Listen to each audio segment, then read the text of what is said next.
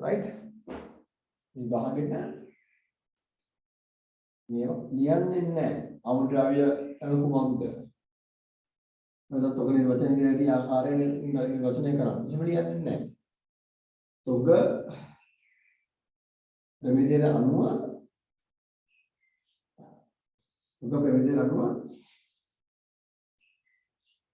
එහෙනම් තොග නිර්වචන වියදී ආකාරයට අනුව තොගේ අන්තර්ගත මූලික තොග වර්ග තුන මොකක්ද? එහෙම අහන්නේ. ඊපස් තොග පිළිවෙලේ මූලික අංග මොනවාද? එහෙම අහන්නේ. ප්‍රශ්න සාධාරණයිනේ. එතකොට මේ නිර්වචනය කරන්නේ නැහැ කිසිම වෙලාවක. එනිසා දනුමට තියාගන්න අටපාඩම් කරන්න එපා. හරි.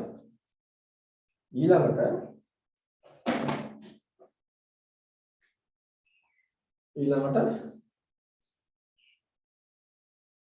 शुद्ध उपलब्धि आ गई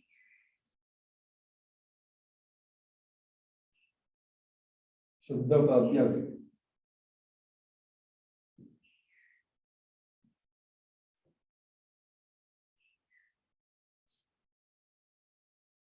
शुद्ध उपलब्धि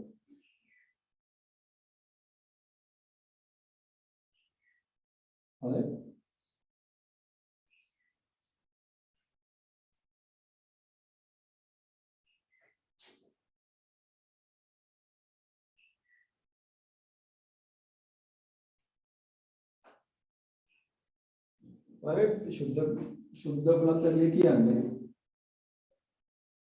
තොගය විකිණීමට අපේක්ෂිත මිලක් තියෙනවනේ. තොගයක් විකිණීමට අපේක්ෂිත මිලක් තියෙනවා. ඒ අපේක්ෂිත මිලෙන් හරිද? අඩු කරනවා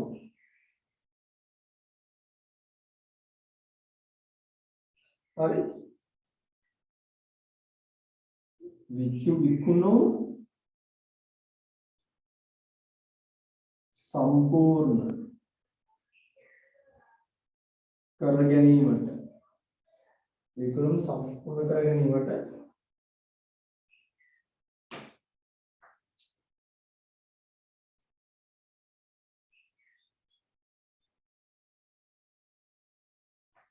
නැත්නම්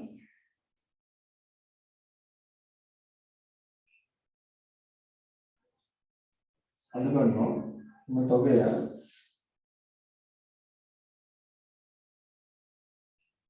වැඩි දුරට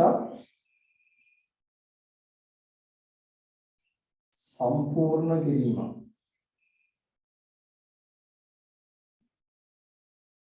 වැඩි දුරට සම්පූර්ණ කිරීම සිදු කිරීමට යන වියදම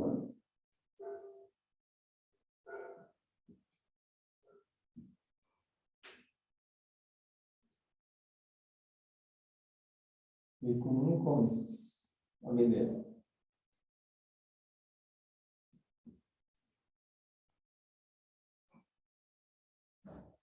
මොන සුද්ධ උපලබ්ධය?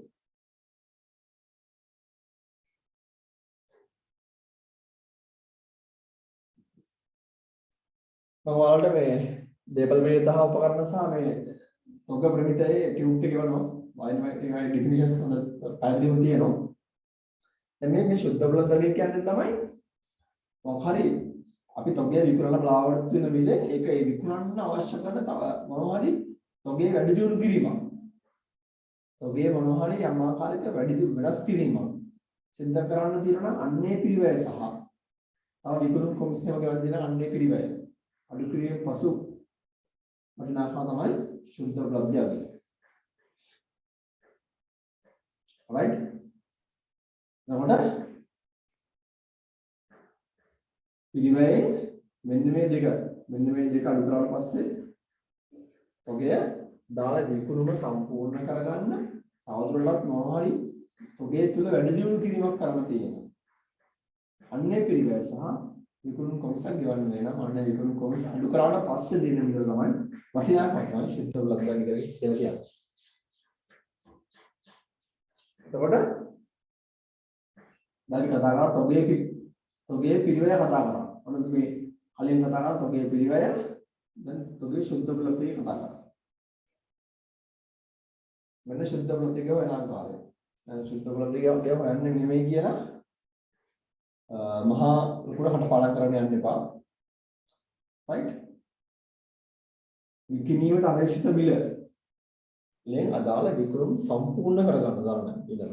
මොකද විකුණුම් සම්පූර්ණ කරගන්න තරම් විදන් ටික මොකද ඔබේ කිසියම් ආකාර වෙනසක් සිදු කරන්න දෙන අන්නේ වියදම සහ විකුණුම් කොමිසක් ගෙවන්න දෙන අන්නේ විදම් අඩු කරාට පස්සේ වටිනාකම.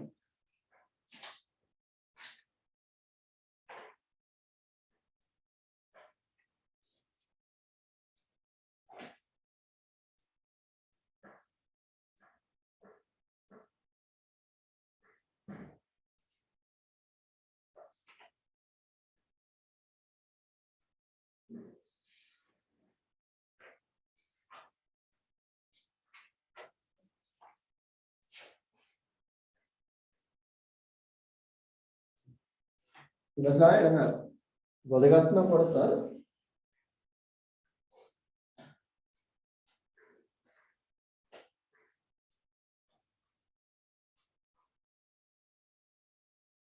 අපිට මේ තොග ප්‍රමිතය කියනවා.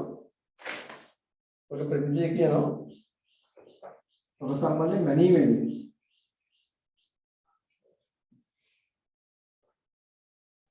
right හඳුනා ගැනීම මැනීම සහ අනාවරණය කිරීම. මේ දෙක කොටස් තුනයි.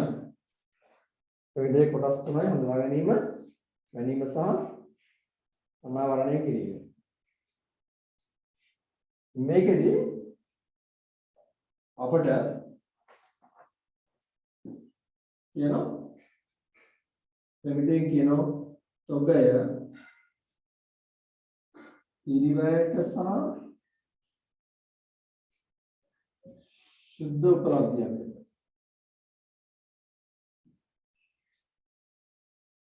තොග පිළිවෙලට ශුද්ධ උපලබ්ධියකට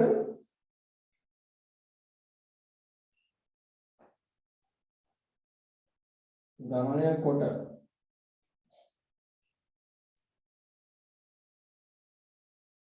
right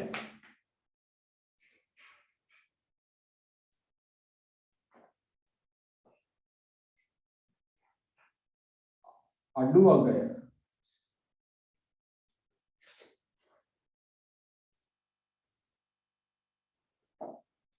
තොග පිළිවෙලට ශුද්ධ උපලබ්ධියකට ගමනය කොට අඩු වගය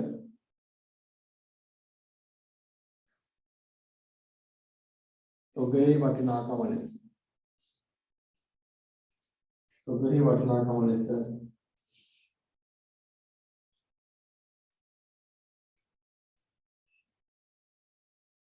මූල්‍ය වාර්තාවල ඇතුළත් කළේ.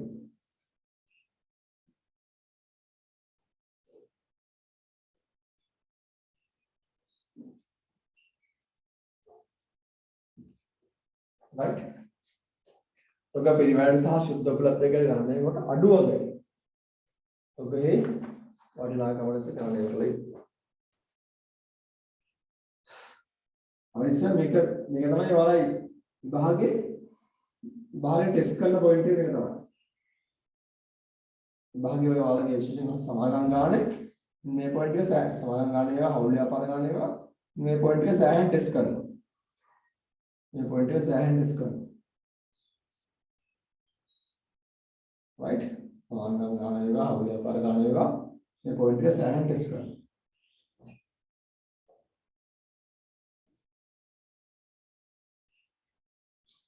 ඉවලක තොගේ ප්‍රමිතිය මොකද්ද කියන්නේ?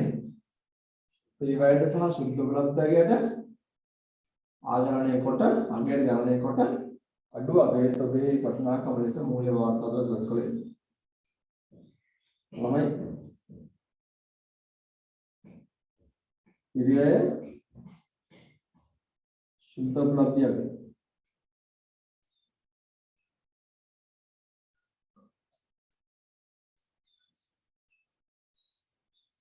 පිරිවැය 10යි ශුද්ධ ප්‍රබලය 800.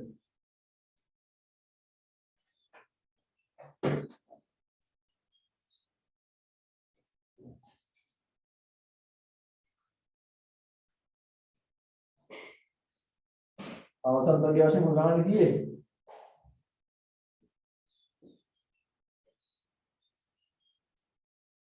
අවසන් තෝගේ වටිනාකම.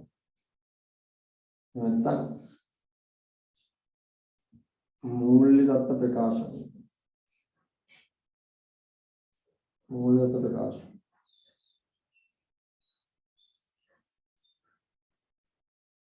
විකුණුම් පිළිවෙල.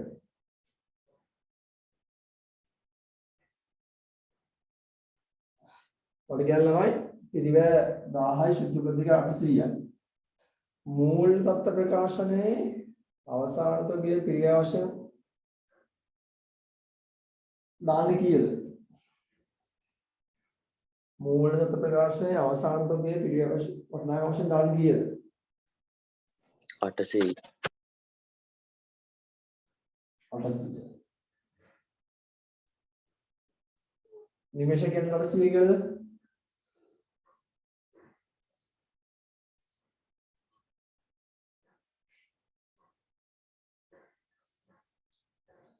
සතුටි කියන්නේ 800 කියලාද? සතුටි ඉන්නවද?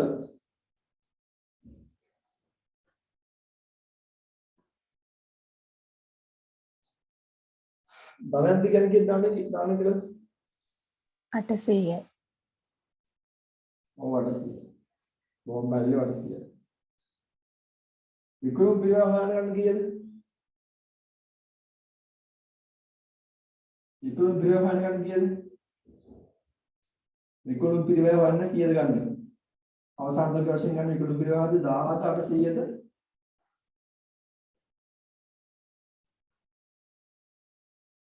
1000. 10 ඉල ශාන්තිය. සත්‍ය කියන්නේ කීයද ගන්න? විකුණුම් පිළිවෙල හොයද්දී අවසාන තෝගේ කියලා අඩු කරන කීයද? අනේ නෝ අනිත් අයන්ට දිල්හාර ඉන්නවද? දිල්හාර ඉන්නෝනේ. දිල්හාර කීයද ගන්න විකුණුම් පිළිවෙල හොයද්දී අඩු කරන්නේ? 1000යි. 10. දිශාන්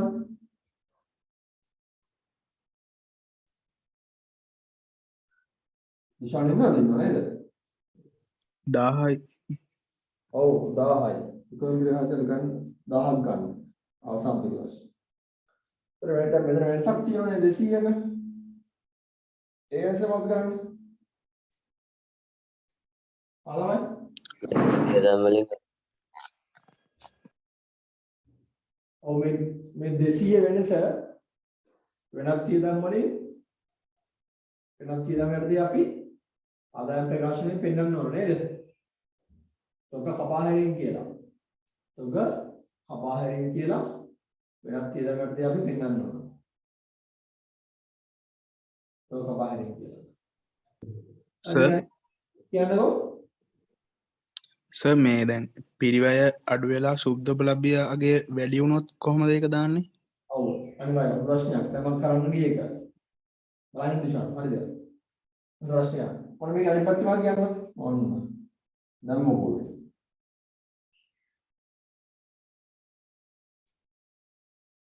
දැන් මොකක්ද දාන්නේ මූල ප්‍රකාශනයේ?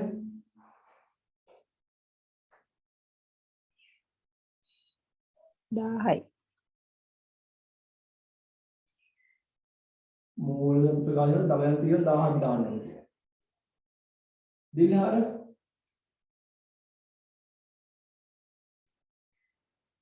800යි. දිශාන් දැන් කීයද? 800යි සර් හොඳේ. වෙනස් කරන්න බෑ. හරි. දිශාන් කියන්නේ කීයද?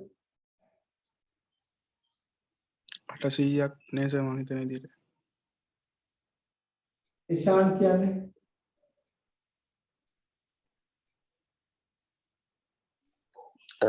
1000යි සර්. නිමේෂා අනේ මූල ප්‍රකාශන මම අහන්නේ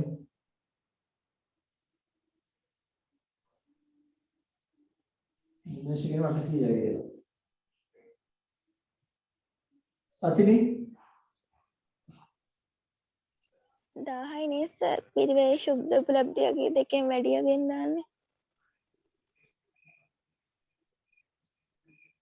අශේ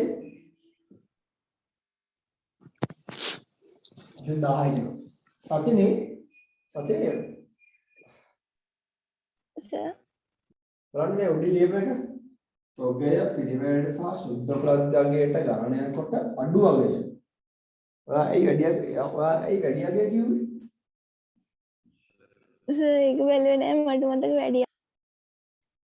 අඩු වගේ තොගේ වටා කොටස මූලයේ වාර්තාවල මොහොම් පැහැදිලිව මෙතින්ද දාන්නේ අඩු වගේ.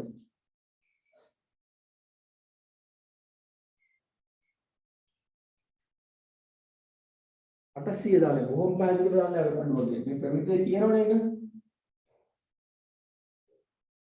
ප්‍රමිතිය කියනවා අඩු වගේ ගන්න කියලා. විකුණු පිරිවැය දාන්න කීයද? විකුණු පිරිවැය තමයි අඩු වගේක් පිළිගයක් බලන්නේ නැහැ. විකුණු පිරිවැය දාන්නේ පිරිවැය. ඔගේ පිරිවැය තමයි අඩු කරන්නේ අවසන් තොගේ වශයෙන්.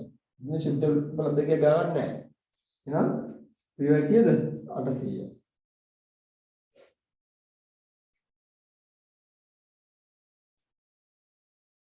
දැන් මෙතෙන්දී 200 වෙනසක් කියනවනේ. ඒක තොගේ යගේ වැඩි වීම කියලා ආදායම් වශයෙන් හොදලා ගන්න නැහැ. මුලන්තරන් ආරක්ෂණ සංකල්පයට එකඟව යන්නේ. උපලබ්ධි නොවු ආදායමක් වශයෙන් හඳුනාගන්නේ නැහැ. උපලබ්ධි නොවු ආදායමක් වශයෙන් හඳුනාගන්නේ නැහැ. හැබැයි වෙන්න පුළුවන් වියදම් වලට පුළුවන් තරම් වෙන් කිරීම කරනවා. ඒකට මේ උඩ පළවෙනි අවස්ථාවේදී පිරිවැය 1000ක් වුණාට ඇත්තට මේ විකුණන්න පුළුවන් 800ට. ඒකනේ අපි 800ක් පෙන්නන්නේ. අපි නරකම දෙයට ලෑස්ති වෙන්නේ. මූල සතු ප්‍රකාශනයේ 800ක් පෙන්නන්නේ ඒකයි. අපි නරකම දෙයට ලෑස්ති වෙන්නේ. ඒ විතරක් නෙමෙයි මේ පළවෙනි අවස්ථාවේ 200ක් තව කපා හැරීම කියලා විදමකුත් හඳුනාගත්තා. තම එහෙම විදමක් දරලත් නැහැ. දෙවෙනි අවස්ථාවේදී ශුද්ධ ප්‍රත්‍යගය 1000ක් වුණා පිරිවැය 800යි. දැන් පිරිවැය 800ක් වෙච්ච එක 1000ට විකුණන්න පුළුවන් කියලා අපි හිතාගෙන ඉන්නවා. පිරිවැයට වඩා වැඩියෙන්. නමුත් අපි කිසිම වෙලාවක 1000 පෙන්වන්නේ නැහැ. මූල තත්ත්ව ප්‍රකාශනයේ අපිට කියනවා පුළුවන් තරම් පරිස්සම් වෙන්න, ආරක්ෂා වෙන්න, අඩුවාගේ දාන්න මූල්‍ය වාර්තාවලට. හැබැයි විකුණුම් පිරිවැය ගණන් කරත් අනිවාර්යයෙන් පිරිවැය තමයි ගන්න.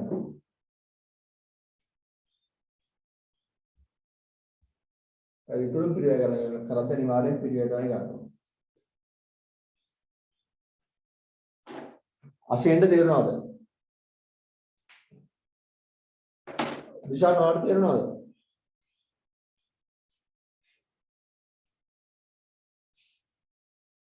දිශාට පැහැදිලිද? right.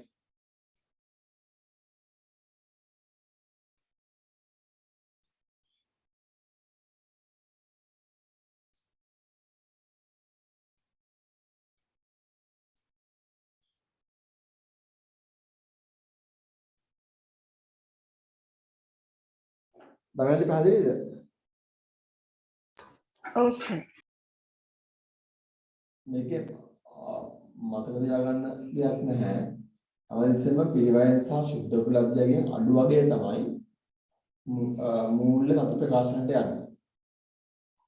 අනිත් අවස්ථාවේ පිරිවැය වල ශුද්ධ උපලබ්ධිය අඩු වුණොත් ඒ වෙනස අපි තොග කපා හැරීම කියලා ආදායම් ප්‍රකාශනයේ වෙනම වියදමක් වශයෙන් හඳුනා ගන්නවා. right. පිරිවැයට වඩා ශුද්ධ උපලබ්ධිය වැඩි වුණොත් අපි මේ වැඩිවීම ආදායම් වශයෙන් හඳුනාගන්නේ නැතේ. අපි ඒත් අඩු වගේ තමයි දාන්නේ මූල තත්ත්ව ප්‍රකාශනයට. පිරිවැය වේවා ශුද්ධ උපලබ්ධිය වේවා අපි එහෙම විකුණුම් පිරිවැය ගන්න කරන්නේ අනිවාර්යයෙන්ම පිරිවැය තමයි දාන්නේ. විකුණුම් පිරිවැයට අනිවාර්යයෙන් පිරිවැය තමයි විකුණුම් පිරිවැය ගණනය කිරීමේදී අනිවාර්යයෙන්ම පිරිවැය තමයි අවසාන තොගේ වශයෙන් අඩු කරන්නේ. ඔක ලියාගන්න ඕලා විනාඩියක් ගන්න.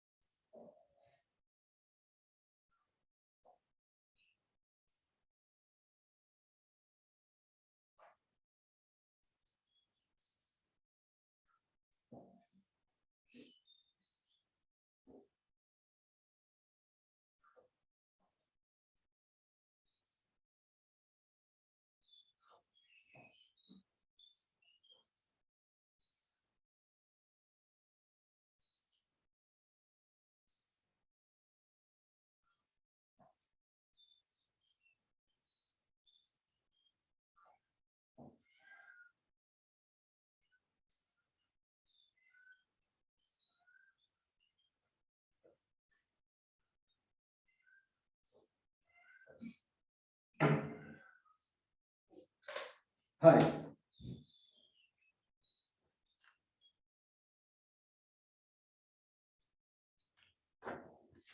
ඊළඟට බෝඩ් එක කරනවා. පිරිවැය සූත්‍ර.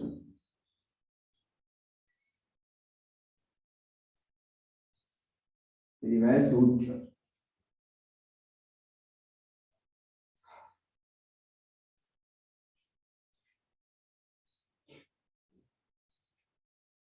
ඊළඟට පිරිවැය සූත්‍ර.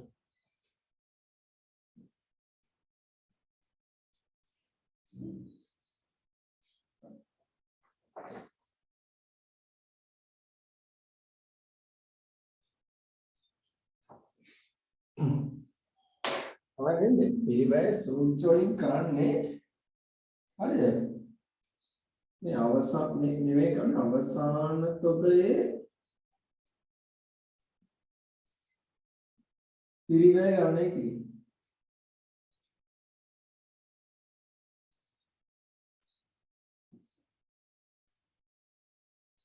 මේ පිරිවැය සූත්‍ර වලින් කරන්නේ බොහොම පැහැදිලිව අවසාන තොගයේ පිරිවැය ගණනය කිරීම.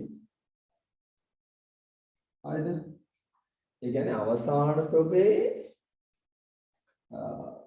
සමහරට එක් විවිධ මිල ගණන් වලින් ගත්ත භාණ්ඩ තොග තියෙන්න පුළුවන්.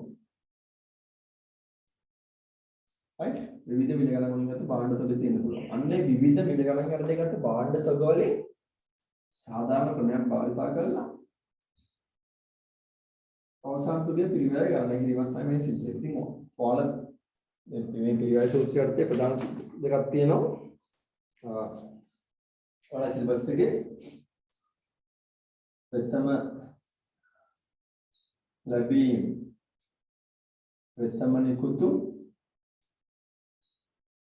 ක්‍රමය 5-4 කියලා කියන first in first out අංක බාහිර සාමාන්‍ය පිරිවැය ක්‍රමය.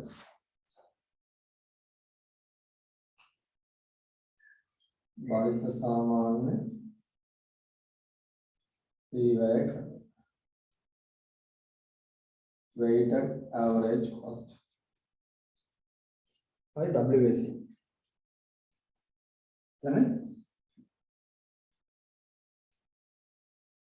Weighted average cost.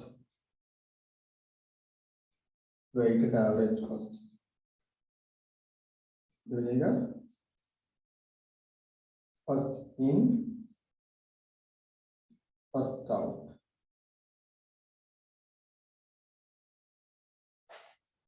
Right? line මේ ක්‍රම දෙක මේ ක්‍රම දෙකේම සිද්ධ වෙන්නේ මේ අවසාන තොගයේ පිරිවැය ගණනය කිරීම. හොඳයි. මොකක් පැහැදිලිව තේරුම් ගන්න ඕනේ පිරිවැය ගණනය කිරීම. හරිද? අවසාන තොගයේ පිරිවැය ගණනය කිරීම. මේකෙන් පස්සේ අපි තව ක්‍රම කීපයක් ගැන කතා කරනවා. ඒවයින් කරන්නේ පිරිවැය සහ ශුද්ධ උපලබ්ධයේ අගේ අඩු වගේ තෝරගන්න පාවිච්චි කරනවා. ඒ ඉස්සරහට කතා කරන්නේ. හරිද? ඒක මේ අයිටම ක්‍රමය සහ ආණ්ඩ ක්‍රමය කියලා. ඒවයින් කරන්නේ පිරිවැය සහ ශුද්ධ උපලබ්ධයේ අඩු වගේ හොයාගන්න කරන භාවිත කරන ක්‍රම ඒවා. මේ 5-4 සහ WAC කියන්නේ බොහොම පැහැදිලිවම අවසාන තොගයේ පිරිවැය ගණනය කරනවා. පිරිවැය ගණනය කරනවා. භාවිත කරන දේවල්. ඒක පාලා තේරුම් ගන්න ඕන. මට දෙන විනාඩියක්.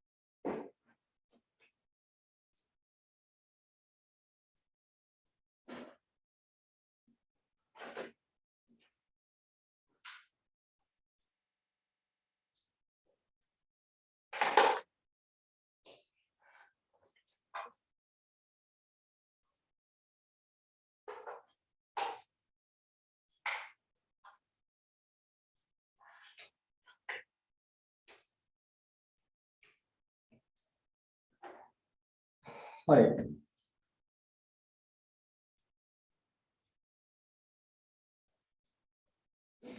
ඊට පස්සේ දිනනවා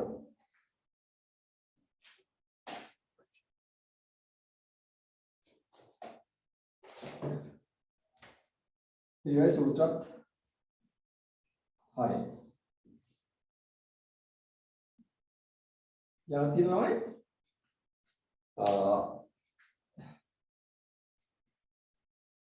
මේක ලියාගත්තද? මම බෝඩ් එකේ කොට ගමන් නැද්ද? हाँ सर right. ඊළඟට තියෙනවා ශුද්ධ උපලබ්ධ කියලා මම කියනවා කියලා. शुद्ध उपलब्ध नेट रियलाइजेबल वैल्यू शुद्ध उपलब्धि आती है राइट शुद्ध उपलब्धि आगे गणना की मतलब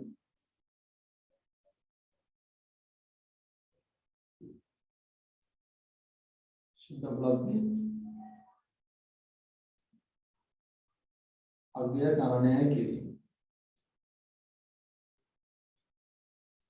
මෙන්න මේ शुद्ध उपलब्ध ගණනය කරන්න ක්‍රම දෙකක් භාවිත කරනවා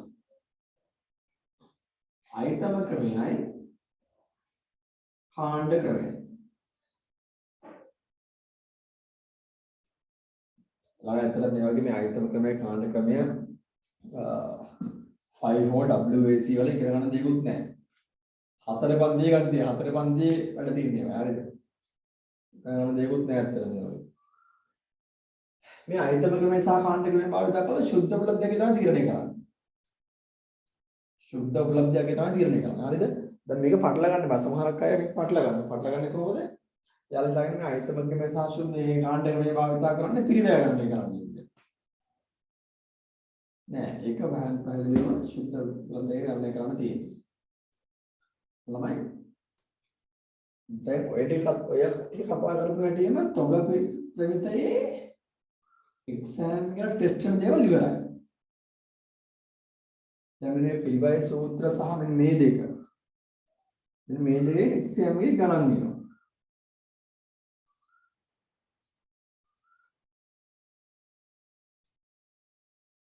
හරිද අන්නේ ගණන් සාකච්ඡා කරන්නේ පිළිවෙල පාඩමේදී තොග පිළිවෙල ද්‍රව්‍ය පිළිවෙල පාඩමේදී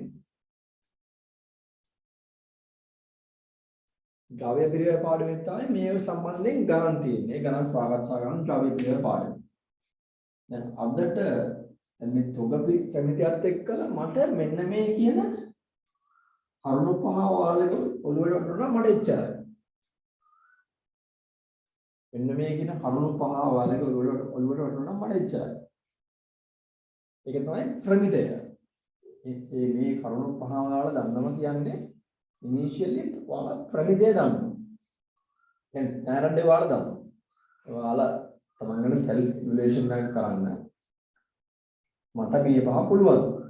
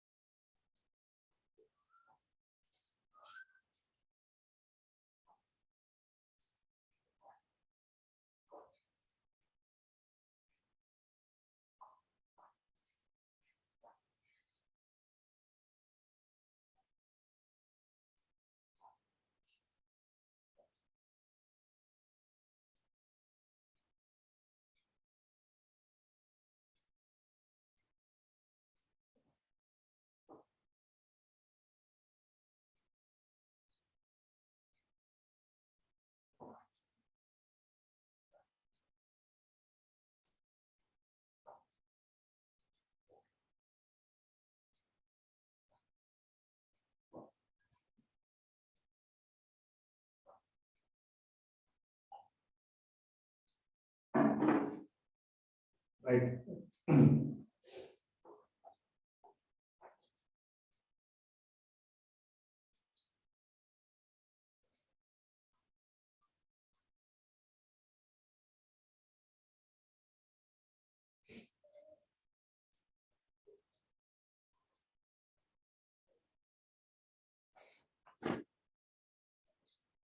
හරි.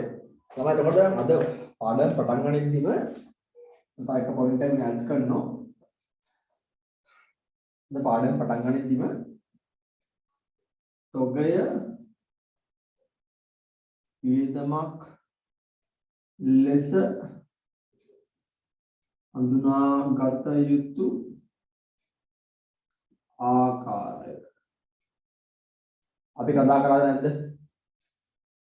අද පාඩම් පටන් ගනිද්දිම තොගය වියදමක් ලෙස හඳුනාගත යුතු ආකාරය සාකච්ඡා කරලා නැද්ද? ආදුෂාන්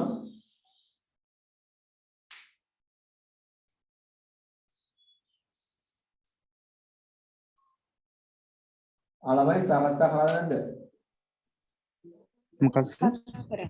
ඔව් සාකච්ඡා කරා. අද පාඩම් පටන් ගනිද්දිම දරෙන් කිව්වා වගේ තොගය වියදමක් ලෙස හඳුනාගත යුතු ආකාරය. තොගය වියදමක් ලෙස හඳුනාගත යුතු ආකාරය සාකච්ඡා කරා.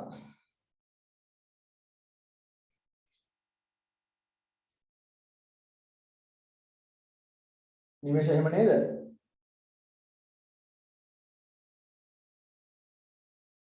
මොකද සර්?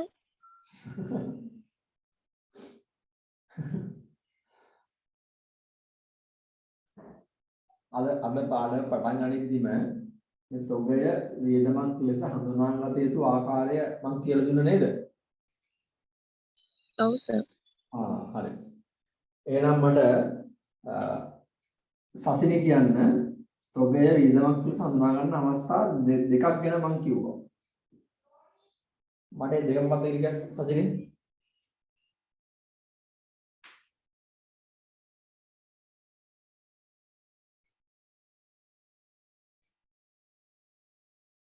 සජනේ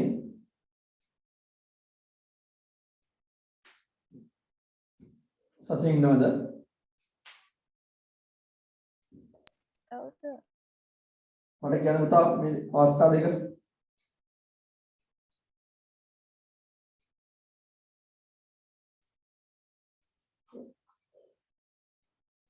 මට අශයෙන් කියන්න බලන්න. මේ අවස්ථා දෙක.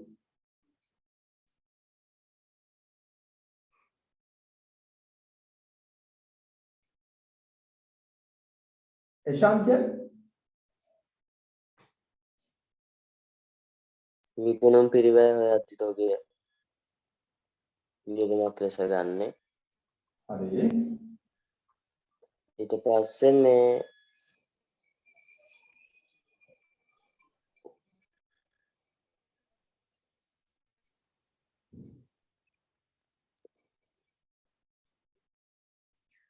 right. දමෙන්ති වාක්‍යයෙන් බලන්න. මතක නම් ගැනුම් තොග මිලදී ගැනුම් වලදී අවසන් තොගය ගණනය කරද්දී හරි. ඒ අවස්ථාවනිත් අවස්ථාවවල අවස්ථා දෙකක් මම කිව්වා.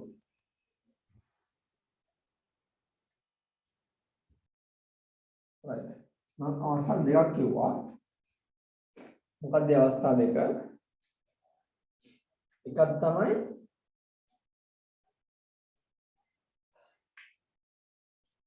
ජනුම් විකිණී ඇති භාණ්ඩ මිලදී ගැනීමට දරූ පිරිවැයයි නොවික නේද?